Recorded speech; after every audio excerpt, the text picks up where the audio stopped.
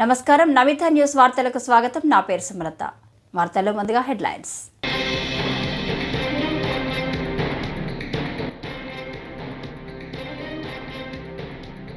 బంగాళాఖాతంలో తీవ్ర వాయుగుండం, తెలుగు రాష్ట్రాల్లో భారీ వర్షాలు, ఒడిశాలోని పూరి వద్ద తీరం దాటే అవకాశం.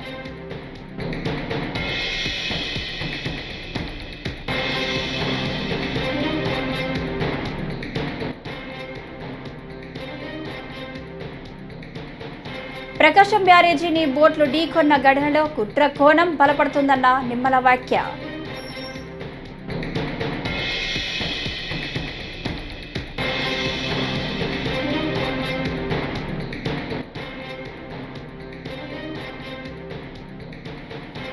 ఈరోజు talk of the nation, CM Chandrababu Naidu పనితీరేనని మంత్రి కొలుసు పార్థసారథి వెల్లడి.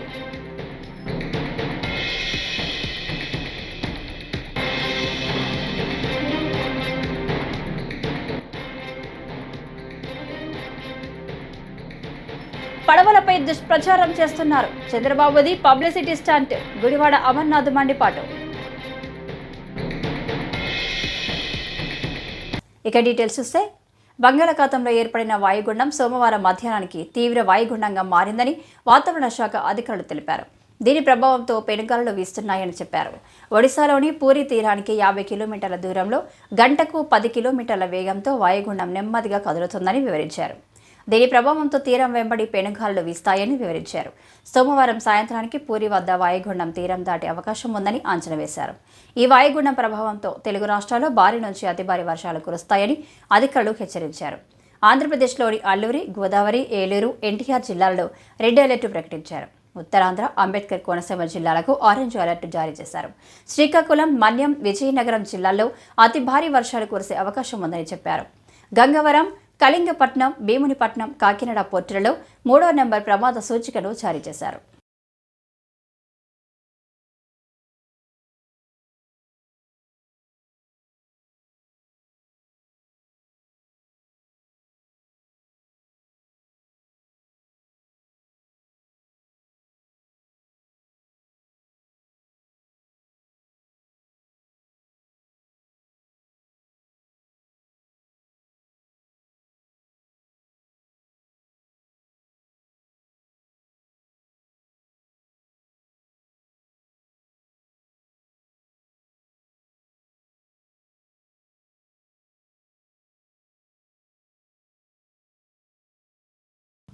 ప్రకాశం బ్యారేజీని బోట్లు ఢీకొన్న ఘటనలో కుట్రకోణం బలపడుతుందని మంత్రి నిమ్మల రామానాయుడు తెలిపారు.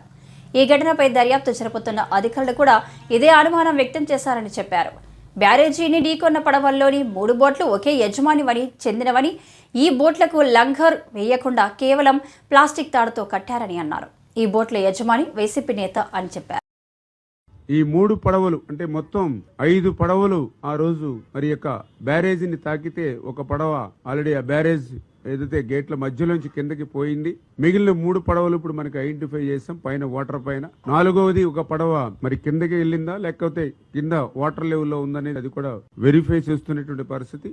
ఈ 5 పడవల్లో ఈ 3 పడవలు కూడా ఎందుకు అనుమానాలకు తావిస్తుందంటే ఒకే యజమానివి 3 కావడం, ఒకే యజమాని 3 ఉండడం, ఆ 3టిని కూడా లంగర్ వేసుకోకుండా ఒకే ప్లాస్టిక్ వైర్ కట్టుకోవడం అనేది కూడా అనుమానాలు తావిస్తూ ఆ 3 పడవలకు సంబంధించిన యజమాని కూడా ఉషాద్రి ఎవరైతే ఉన్నారో అతను కూడా ఆ ప్రాంతంలో ఉన్నటువంటి కోమటి రామ్మోహన్ ఎవరైతే ఉన్నారో అతనికి మరి ప్రధానంగా మరి అనుచరుడుగా ఉండడం.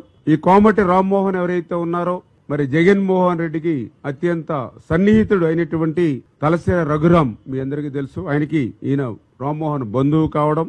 ఈ రామ్మోహన్ అదేవిధంగా ఈ ఉషాద్రి వీరు వారి యొక్క బంధుత్వాలను గాని వైఎస్ఆర్సీపీ పార్టీలో చేస్తున్నటువంటి సేవలను గాని ఎక్స్ ఎంపీ నందిగం సురేష్ గారు ఎవరైతే ఉన్నారో మరి వారి కన్నుసన్నల్లో ఆ రోజు పెద్ద ఎత్తున ఏదైతే నది పరివాహక ప్రాంతంలో నదిలో అక్రమంగా, ఎందుకంటే డ్రెడ్జింగ్ చేసి ఇసుక తీయడం ఏదైతే నిషేధం ఉన్నప్పటికీ కూడా ఆ రోజునటువంటి ఈ యొక్క వైఎస్ఆర్సీపీ ప్రభుత్వం యొక్క అండదండలతో ఏదైతే ఇప్పుడు కొట్టుకొచ్చినటువంటి పడవల ద్వారానే ఆ రోజు అక్రమంగా రిడ్జింగ్ చేసి ఇసుకను లూటీ చేసినటువంటి పరిస్థితి ఉందని, ఇప్పుడు ఆ పడవలకు కూడా ఏదైతే బోట్స్ కూడా ఆ వైఎస్ఆర్సీపీ కలర్ కూడా ఉండడం, ఆ రోజు ఏదైతే అక్రమ ఇసుక రవాణా గాని డ్రెడ్జింగ్ చేసేటప్పుడు అధికారులకి, ఎందుకంటే ఇది అధికార పార్టీ వైఎస్ఆర్సీపీ పార్టీ అనేటువంటి విధంగా ఆ కలర్స్ ను కూడా దానికి మ్యాచింగ్ గా వేసుకున్నట్టుగా ఉన్నటువంటి పరిస్థితులు గాని కూడా కనిపిస్తున్నటువంటి స్థితి.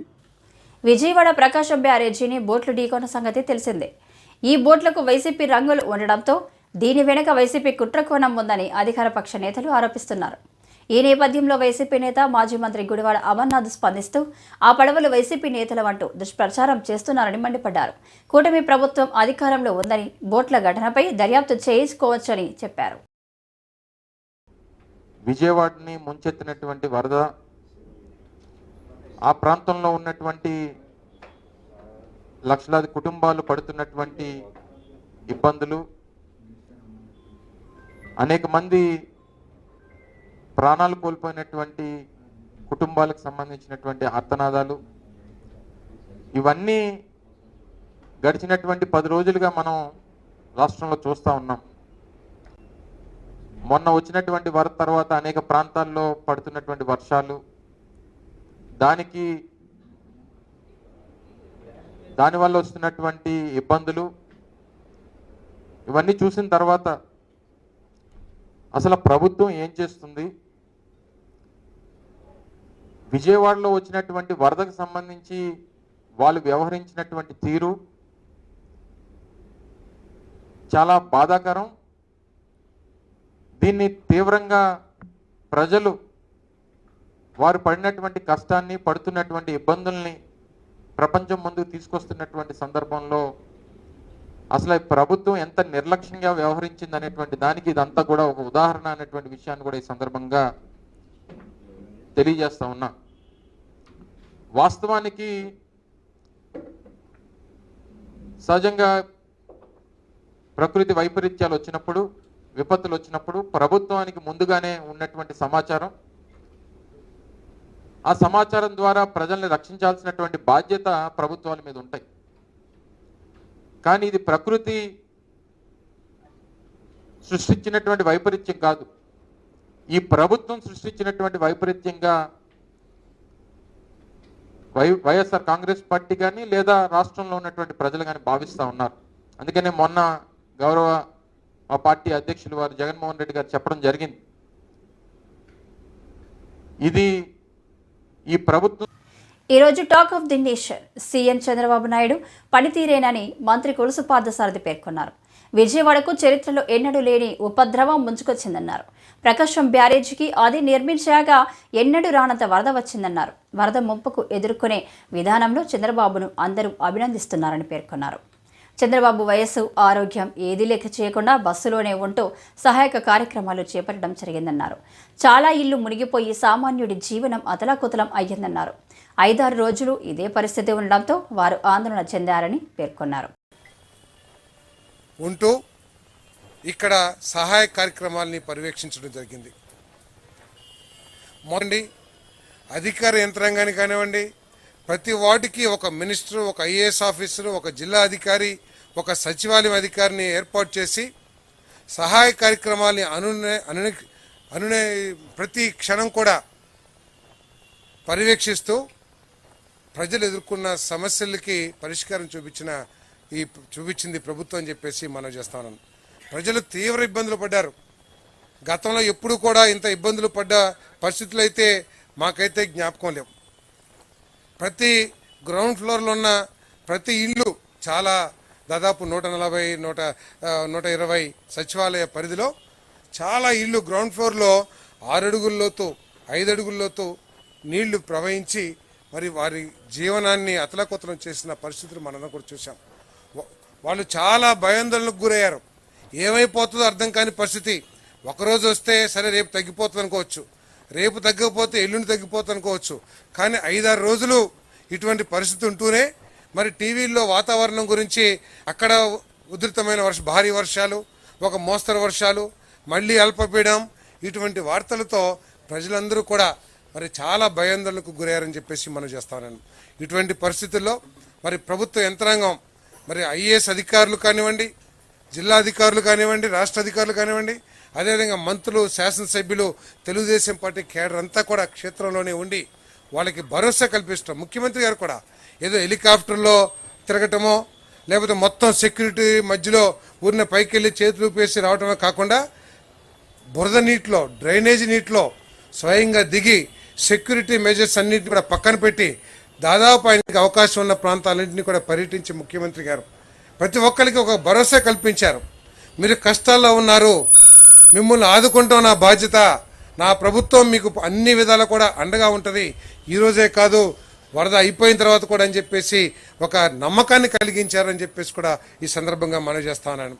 ఎక్కడన్నా ఈ సహాయ కార్యక్రమాలు అందటంలో ఎక్కడైనా తప్పులు దొరికినా వాటిని సమీక్షించుకుంటూ ఎక్కడన్నా తప్పులు మరీ తాడిపత్రి పట్టణంలోని పెన్నా నది పరివాహక ప్రాంతంలో వంతెనల వద్ద ఇసుక తరలింపు జరపకుండా చర్యలు తీసుకోవాలని సిపిఐ పట్టణ కార్యదర్శి చిరంజీవి యాదవ్ పేర్కొన్నారు. పెన్నా నదిలోని కొత్త బ్రిడ్జి నుంచి పాత బ్రిడ్జి వరకు ఇసుక రవాణా కాకుండా అరికట్టాలని డిమాండ్ చేశారు. ఇక్కడ ఇసుక తరలింపు వల్ల పెద్ద గోతులు ఏర్పడుతున్నాయని, ఫలితంగా ప్రమాదాలు జరిగే అవకాశం ఉందని అన్నారు. ఈరోజు పెన్నా నది విషయంలో తహసీల్దార్ ఆఫీస్ దగ్గరికి వచ్చి సిపిఐ పార్టీ, ఏఐటీసీ నాయకులు అందరం కూడా ఎమ్మారావు గారికి అర్జీ ఇవ్వడం జరిగింది. ముఖ్యంగా ఏమంటే సుక్లూరు పోయే రహదారి బ్రిడ్జి నుండి, కొత్త బ్రిడ్జి నుండి సద్దలదిన్నె పోయే రహదారి పాత బ్రిడ్జి వరకు గతంలో రాష్ట్రపతి నీలం సంజయ్ రెడ్డి గారు మరి జేసీ దివాకర్ రెడ్డి గారు ఎమ్మెల్యేగా ఉన్నప్పుడు తాడపత్రి ప్రాంతంలో లక్షలాది మంది జనాలు పెరిగే అవకాశం ఉందని చెప్పి ఈ బ్రిడ్జి నుండి ఆ బ్రిడ్జి వరకు రజకులకు గుడ్డలారేసుకునేకి కేటాయించడం జరిగినది. అవి జీబోలు కూడా ఉన్నాయి, అవి అందరికీ తెలిసినదే. కానీ ఈ బ్రిడ్జి నుండి ఆ బ్రిడ్జి వరకు ఎద్దుల పనులు అయితేనేమి, ట్రాక్టర్లు అయితేనేమి ఇసుక రవాణా టౌన్లోకి తోలుతా ఉన్నారు. కానీ దూరం ప్రాంతాలు పోయి తోలుకోవాలి. కానీ రజకులు గుడ్డలు ఏరేసుకోవాలంటే చాలా ఇబ్బందులకు గురవుతున్నారు. మరి ఇప్పుడు లక్షలాది మంది టౌన్లో ప్రజలు ఉన్నారు. మరి మురికి బట్టలు రజకులు ఉతకపోతే ఎక్కడికెక్కడ ఇళ్ళల్లో మురిగిపోతాయి. అది గుర్తుపెట్టుకోవాలి అధికారులు కానీ మరి పాలకులు కానీ. మేము సిపిఐ పార్టీగా ఒకటే చెప్తా ఉన్నాం, ఎంతోమంది గత వైఎస్ఆర్ కంటే ముందు తెలుగుదేశం గవర్నమెంట్లో కూడా పాత బ్రిడ్జి దగ్గర పిల్లలు చాలా మంది చనిపోయినారు. ఒకటే రోజే 3-4 పిల్లలు చనిపోయినారు. అప్పుడు కూడా చెప్పాం, బ్రిడ్జిల దగ్గర ఈ బ్రిడ్జి అయితేనేమి ఆ బ్రిడ్జి అయితేనే గుంతలు పెట్టద్దండి, రజకులకు ఇబ్బంది, టౌన్లో పిల్లలు ఆడుకునే పోయి చాలామంది చనిపోతూ ఉన్నారని. కానీ నిమ్మకు నీరు ఎక్కలేదు అధికారులకు కానీ పాలకులకు కానీ. మరి వైఎస్ఆర్ గవర్నమెంట్లో కూడా అనేక మాటలు సిపిఐ పార్టీ ఆధ్వర్యంలో ఉద్యమాలు చేశాం. వైఎస్ఆర్ పార్టీ నాయకులకు కానీ అధికారులకు కానీ నిమ్మకు నీరెక్కినట్లేదు. కానీ ఒకటి చెప్తా ఉన్నాం, తక్షణమే ఈ బ్రిడ్జి నుండి ఆ బ్రిడ్జి వరకు అధికారులు కానీ ఇప్పుడుండే పాలకులు కానీ పెన్నా నదిని కాపాడాలి. ఎంతోమంది టౌన్లో పిల్లలు చనిపోతున్నారు. పెన్నా నదికి వర్షం వచ్చిందంటే నీళ్ళు వచ్చినాయంటే పిల్లలు ఏదో చూసామని పోతే ఆ గుంతలు పెట్టింటారు. ఆ గుంతలో ఒండు పెరగకపోవడము, ఆ దిగడము, అట్లే ఆ గుంతలోకి కూరుకుపోవడము, ఆ శవం ఎక్కడో తొలుతుంది పోయి. తల్లిదండ్రులు గోడాడుతూ ఉన్నారు. ఇప్పటికన్నా తెలివి తెచ్చుకొని బుద్ధి తెచ్చుకొని ఈ బ్రిడ్జి నుండి ఆ బ్రిడ్జి వరకు ఇసుక రవాణా బంద్ చేయాలని చెప్పి సిపిఐ పార్టీగా మేము కోరుతా ఉన్నాం. లేని పక్షాన మీరు అరికట్టలేకపోతే రజకులతో కలిపి టౌన్ ప్రజలతో కలిపి తహసీల్దార్ ఆఫీస్ దగ్గర భారీ ఎత్తున ఉద్యమాలు చేపడతామని చెప్పి ఈ సందర్భంగా డిమాండ్ చేస్తూ ఉన్నాం. అల్లూరు జిల్లా చింతూరు ఏజెన్సీలో ఎడతెరిపి లేని వర్షాలు కురుస్తున్నాయి. దీంతో సీలేరు జలాశయానికి భారీగా వరద నీరు వస్తుంది. డొంకరాయి 4 బేబ్ డ్యాంలో 15 గేట్లు ఎత్తి 1,10,000 క్యూసెక్కుల నీటిని అధికారులు దిగువకు విడుదల చేస్తున్నారు. సీలేరు వరదకు శబరి నదిలో నీటి మట్టం పెరుగుతుంది. లోతట్టు ప్రాంతాల ప్రజలు అప్రమత్తంగా ఉండాలని అధికారులు హెచ్చరికలు జారీ చేశారు.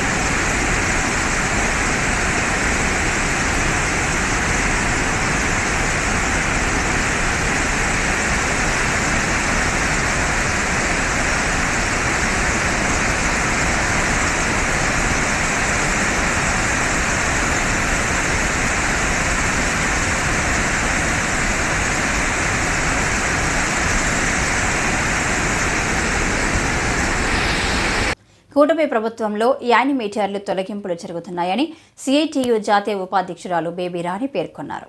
వివోఏ తొలగింపులు ఆపాలని కోరుతూ రాష్ట్ర కమిటీ పిలుపు మేరకు కాకినాడ కలెక్టరేట్ వద్ద సిఐటియు ఆధ్వర్యంలో సోమవారం ఏపీ వెలుగు వివోఏ ఉద్యోగుల సంఘం ర్యాలీ అనంతరం ధర్నా నిర్వహించారు. ఈ ధర్నాని ఉద్దేశిస్తూ సిఐటియు జాతీయ ఉపాధ్యక్షురాలు బేబీ రాణి మాట్లాడారు. వివోఏలకి 6 నెలల నుండి జీతాలు లేవు. ధరలు విపరీతంగా పెరిగిపోయినాయి. 6 నెలల నుండి బకాయి పెట్టారు. అందరికీ జీతాలు వేశారు, వివోఏలకి జీతాలు వేయలేదు. ధరలు విపరీతంగా పెరిగిపోతున్నాయి. ఏ రకంగా బ్రతకాలి? ఏం తిని బ్రతకాలి? ఎలా బ్రతకాలి? దీనికి తోడు ప్రాణం మీద నుండి పొయ్యిలో పడ్డట్టు ఉంది ఇప్పుడు ఈవేళ వివోఏల పరిస్థితి. గత గవర్నమెంట్ వేధింపులకు గురిచేస్తుంది. రాజకీయంగా అక్కడక్కడ తొలగింపులు కూడా చేస్తుంది. కొంతమంది తొలగించారు.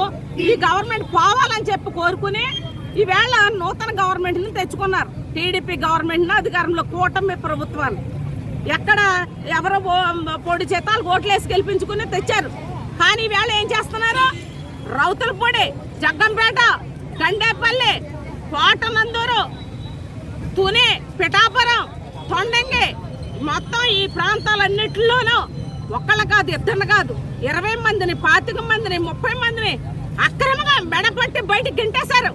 కొత్తోళ్ళు వేసేసుకున్నారు. కొత్తోళ్ళు ఎవరు? పోనీ ఎవరైనా ఆకలితో దరిద్రంతో ఏడ్చి వాళ్ళు వేసుకున్నారా? అక్కడ ఉన్నటువంటి ఎమ్మెల్యే బంధువుల్ని, ఎంపీడీసీ బంధువుల్ని, జడ్పీడీసీ బంధువుల్ని, ఎవరైతే టీడీపీ కూటమి నాయకులు ఉన్నారో వాళ్ళ కుటుంబ సభ్యులు వేసుకున్నారు. అంత కక్కుర్తి మీకు ఉండుంటే పోస్టులు పెంచుకోండి, కొత్త పోస్టులు వేసుకోండి. అప్పుడు మీ గవర్నమెంటే కాబట్టి బడ్జెట్ కేటాయించి జీతాలు ఇస్తా తినండి. అంతేగాని ఒకళ్ళు నోటికాడ కూడి తీసేసుకుని మీరైతే తినడానికి సిద్ధం అవుతున్నారంటే ఇంతకంటే సిగ్గుమాలి పని మరొకటి ఉండదు. మేము ఒకటే కోరుతున్నాం, ఎవరినైతే మీరు తొలగించారో వాళ్ళందరినీ విధుల్లోకి తీసుకోండి. వాళ్ళు విధుల్లోకి తీసుకోకపోతే ఈ 5 ఏళ్ళు ఇలాగే ఉంటాయి. మళ్ళీ మీకు గోరి కట్టడానికే మేము సిద్ధంగా ఉన్నాం తప్ప మీరు మళ్ళీ మాత్రం ఎవరో క్షమించరు. ప్రజలే క్షమించరు మిమ్మల్ని. ఎందుకంటే మా దగ్గర రాజకీయ వేధింపులు ఉండమని చెప్పారు. మీరు ఎవరిన ఉద్యోగాలను తొలగించమని చెప్పారు. కానీ ఇప్పుడు మీరు చేస్తున్నది ఏంటి? జ్యోతి నెహ్రూ గారి దగ్గరికి వెళ్ళారు. వీళ్ళంతా మా కార్యకర్తలు తీసేశారని చెప్పారు. మా కార్యకర్తలను అడుక్కోండి వెళ్ళి అన్నారు. సత్యప్రభ గారి దగ్గరికి వెళ్ళారు. మా కార్యకర్తలు చెప్పింది మేము వినాలన్నారు. యనమల దివి గారి దగ్గరికి వెళ్ళారు. మా కార్యకర్తలు మేము చెప్పింది వినాలి, వాళ్ళు మమ్మల్ని నెగ్గించారంటున్నారు. అంటే కార్యకర్తలు నెగ్గించడం అంటే ఏంటి? ప్రజలందరూ ఓట్లయితే మీరు నెగ్గలేదా? రిగ్గింగ్ చేసి వచ్చారా మీరు అధికారంలోకి? దీనికి మీరు సమాధానం చెప్పండి. అందరినీ కూడా ఎవరినైతే ఇప్పటికే తొలగించారో తొలగించిన వాళ్ళందరినీ కూడా వెంటనే విధుల్లోకి తీసుకోండి. 6 నెలలు బకాయి జీతాలు ఇవ్వండి. ఉద్యోగ భద్రత కల్పించండి. మేమేం గొంతెనం కోరికలు కోరట్లేదు. మేము పట్టకూటి కోసం మా కుటుంబాలు రోడ్డు మీద పడకుండా మాకు భద్రత కల్పించండి అని అడుగుతున్నాం మేమంతే. ప్రకాశం బ్యారేజీ గేట్ల ధ్వంసంపై వైసీపీ నేత మాజీ మంత్రి కాకాని గోవర్ధన్ కీలక వ్యాఖ్యలు చేశారు. సోమవారం ఆయన మీడియాతో మాట్లాడుతూ చంద్రబాబువి డైవర్షన్ పాలిటిక్స్, వైసీపీ నేతల పడవలు ప్రకాశం బ్యారేజీ గేట్లు ధ్వంసం చేశాయని వారిని హింసిస్తున్నారు. ప్రభుత్వం మీ చేతుల్లోనే ఉంది, విచారణ జరిపించండి. ప్రభుత్వ వైఫల్యాన్ని కప్పిపుచ్చుకోవడానికే వైసీపీపై నిందలు వేస్తున్నారు అని అన్నారు. ముందు వరద నివారణ చర్యలు, వరద వచ్చిన తర్వాత ప్రజలకు సంబంధించి కలిగినటువంటి ఇబ్బందులు, ఈ రెంటిలో కూడా వరద నివారణకు సంబంధించి తీసుకోవాల్సినటువంటి ముందస్తు చర్యల్లో వైఫల్యం చెందింది. వరద సహాయక చర్యలకు సంబంధించి కూడా పూర్తి స్థాయిలో విఫలం కావడం జరిగింది. ఈరోజు చంద్రబాబు నాయుడు గారి పరిస్థితి ఏ విధంగా ఉంది అంటే, ఏ విధంగా తయారయ్యాడు అంటే, చంద్రబాబు నాయుడు గారు ఎంతసేపటికి తాను చేయవలసినటువంటి పనులు విస్మరించి ఈరోజు జరిగినటువంటి ఉపద్రవంలో ప్రభుత్వం పూర్తి స్థాయిలో వైఫల్యం చెందిందనేటువంటి దాన్ని పక్కన పెట్టి ఎంతసేపటికి గత ప్రభుత్వాన్ని, జగన్మోహన్ రెడ్డి గారిని నిందించడానికే ఈరోజు ప్రయత్నం చేస్తున్నాడు తప్ప మరొక విధంగా ఆలోచన చేసేటువంటి పరిస్థితులు లేవు. అందుకని ఈరోజు అనేక సందర్భాల్లో చూసాం. చంద్రబాబు నాయుడు విధానం ఏ విధంగా ఉంది అంటే, జగన్మోహన్ రెడ్డి గారి గురించి మాట్లాడాలా, ఎవరైనా వైఎస్ఆర్ కాంగ్రెస్ పార్టీకి అనుకూలంగా మాట్లాడితే వాళ్ళ మీద కక్ష సాధింపులు, ఆ ప్రాంతానికి సంబంధించినటువంటి ప్రజాప్రతినిధులు ఏదన్నా మాట్లాడతానేమో, వాళ్ళు మాట్లాడితే వాళ్ళందరినీ లోపలేయించాలని చెప్పి పాత కేసులను ఏదో ఒక విధంగా తిరగదోడి వాటన్నిటిని తీసుకురావాలనేటువంటి ఒక దుర్మార్గమైనటువంటి ఆలోచన. ఇవన్నీ కూడా ఈరోజు ఒక్కసారి చూస్తే ఇదేం కొత్త విషయం ఏం కాదు. జరగనటువంటి విషయమేం కాదు, జరగరాని విషయం ఏంటంటే కాదు. బుడమేరకు సంబంధించి ఎప్పుడో ఈ పేపర్ వచ్చి 39/1964 పేపర్, ఇది ఆంధ్రపత్రిక. అంటే 60 సంవత్సరాల నాడే దాదాపుగా మనం అనుకున్నటువంటి స్థాయిలో బుడమేరుకి వరద రావడం జరిగింది. ఆ రోజు 10 మంది మరణించారు, 10 మంది గల్లంతయ్యారని చెప్పి వార్తలు వచ్చాయి. చంద్రబాబు నాయుడు నాది రియల్ టైం గవర్నెన్స్ అంటున్నాడు, నేను బ్రహ్మాండమైనటువంటి పరిపాలన అంటున్నాడు. ఈరోజు సూర్యచంద్రులు చూడలేనటువంటిది కూడా ఈ చంద్రబాబు చూస్తాడని పదే పదే మాట్లాడుతున్నాడు. ఈరోజు చంద్రబాబు నాయుడు పరిస్థితి ఏ విధంగా తయారైందంటే, రోజులు గడిచే కొంది వాస్తవాలు మరుగున పెట్టి ప్రభుత్వ వైఫల్యాన్ని కప్పిపుట్టి ఈరోజు వైఎస్ఆర్ కాంగ్రెస్ పార్టీ ప్రభుత్వం మీద, జగన్మోహన్ రెడ్డి గారి మీద, అదేవిధంగా మాట్లాడినటువంటి వాళ్ళ మీద కక్ష సాధింపులకు పాల్పడేటువంటి పరిస్థితి ఏర్పడింది. ఈరోజు మేము అడుగుతున్నాం, మిమ్మల్ని మీరు సమాధానం చెప్పాల్సినటువంటి అవసరం ఉంది. ఈరోజు ఏదైతే ఎన్ని రకాలైనటువంటి వైఫల్యాలు ఉన్నాయో, కృష్ణానది మీద ఉన్నటువంటి శ్రీశైలం కావచ్చు, నాగార్జున సాగర్ కావచ్చు. గణేష్ నవరాత్రుల సందర్భంగా వెరైటీ వినాయకుడి విగ్రహాలు దర్శనమిస్తున్నాయి. ప్రకాశం జిల్లా కనిగిరి పట్టణంలోని బోయపాలెంలో కదిలే వినాయకుడిని రూపొందించారు. 4 లక్షల విలువ చేసే 22 అడుగుల భారీ గణేష్ విగ్రహాన్ని ప్రతిష్ఠించారు. గణేష్ విగ్రహానికి వెనక వైపు సుదర్శన చక్రం తిరుగుతూ ఆకట్టుకుంటుండగా ఆశీస్సులు ఇస్తున్నట్లు వినాయకుడి చేయి కదులుతుంది.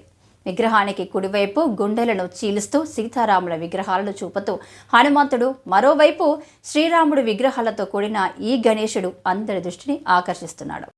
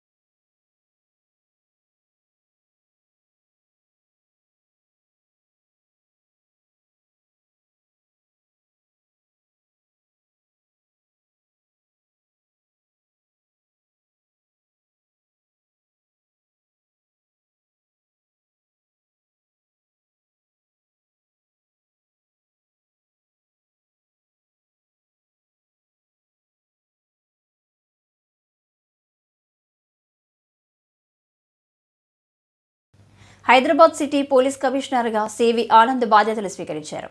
సోమవారం ఉదయం సిపి కార్యాలయంలో ప్రత్యేక పూజలు చేశారు. ఆయన మాట్లాడుతూ రెండోసారి బాధ్యతలు చేపట్టడం సంతోషంగా ఉందని, సీఎం రేవంత్ రెడ్డికి కృతజ్ఞతలు అన్నారు. ప్రస్తుతం రాష్ట్ర ప్రభుత్వం డ్రగ్స్పై సీరియస్గా ఉంది. డ్రగ్స్, గంజాయి నిర్మూలనకు కృషి చేస్తామని అన్నారు. 1991 ఐపీఎస్ బ్యాచ్కు చెందిన సివి ఆనంద్ 2021 డిసెంబర్ నుంచి 2023 అక్టోబర్ వరకు కూడా హైదరాబాద్ సిపిగా పనిచేశారు.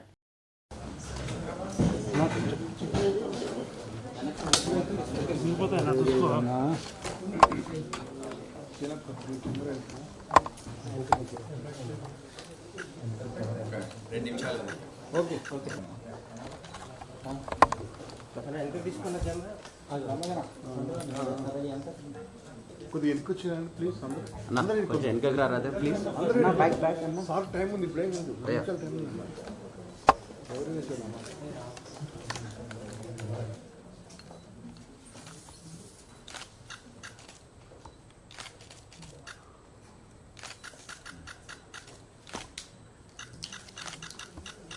సార్ ఒకసారి సిగ్నేచర్ చేస్తుంది. రాష్ట్రంలోని వివిధ ఆసుపత్రుల్లో పనిచేస్తున్న కాంట్రాక్ట్ నర్సులు అందరినీ రెగ్యులర్ చేయాలని తెలుగు శక్తి అధ్యక్షులు బీవీ రామ్ డిమాండ్ చేస్తున్నారు. తమ హక్కుల సాధన కోసం కేజీహెచ్ క్లాక్ టవర్ వద్ద కాంట్రాక్ట్ నర్సులు సోమవారం చేపడుతున్న నిరసనకు తెలుగు శక్తి సంఘీభావం ప్రకటించింది. ఈ సందర్భంగా బీవీ రామ్ మాట్లాడుతూ రాష్ట్ర ఆరోగ్య కుటుంబ సంక్షేమ శాఖ ఇటీవల జారీ చేసిన జీవో నంబర్ 115ను తక్షణమే రద్దు చేయాలని రాష్ట్ర ప్రభుత్వాన్ని డిమాండ్ చేస్తున్నారు. జీవో నంబర్ 115 రద్దు అయితేనే కాంట్రాక్ట్ నర్సులకు న్యాయం జరుగుతుందన్నారు. ఉత్తరాంధ్ర ఆరోగ్య పదాయానికి కేజీహెచ్తో పాటు రాష్ట్ర వ్యాప్తంగా సుమారు 11,500 మంది నర్సులు మేల్, ఫీమేల్ కాంట్రాక్టు ప్రాతిపదికన పనిచేస్తున్నారన్నారు. నర్సింగ్ విద్యలో 3 సంవత్సరాల డిగ్రీ చేసిన వారు, పీజీ చేసిన వారు, పీహెచ్డీ చేసిన వారు కోవిడ్కు ముందు నుంచి కూడా తమ అమూల్యమైన సేవలను అందిస్తున్నారన్నారు.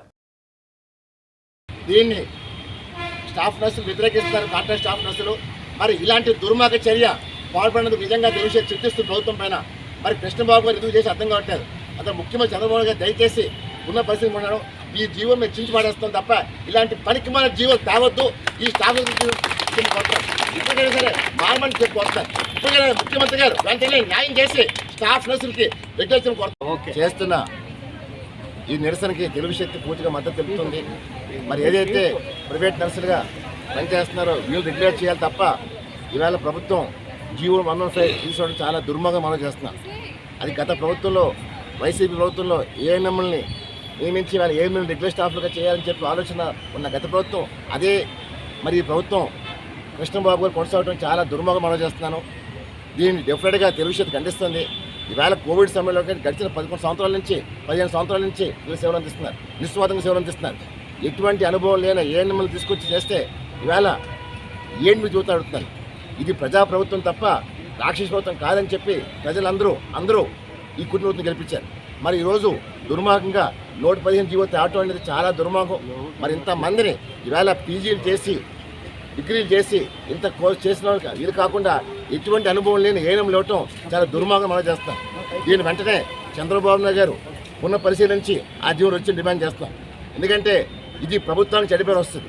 ఈవేళ కృష్ణబాబు గారు మరి ఎందుకు చేస్తారో అర్థం కావట్లేదు. ఆల్రెడీ గతంలో కూడా వీళ్ళు చెప్పడం జరిగింది. చెప్పినా సరే వీళ్ళు తెచ్చిన ఏవైతే చెప్పారో ఆయన బేఖాతా పక్కన పెట్టి ఈవేళ ముందుగా వ్యవహరిస్తున్నారు కృష్ణబాబు గారు. దాన్ని ఒకటే కోరుతున్నాను ముఖ్యమంత్రి గారిని, దయచేసి ఏదైతే స్టాఫ్ నర్సింగ్ ప్రైవేట్ ఉన్నారో కాంట్రాక్ట్ పద్ధతులని రెగ్యులేషన్ కోరుతున్నారో. ఈ వార్తలు ఇంతటితో సమాప్తం. నమస్కారం.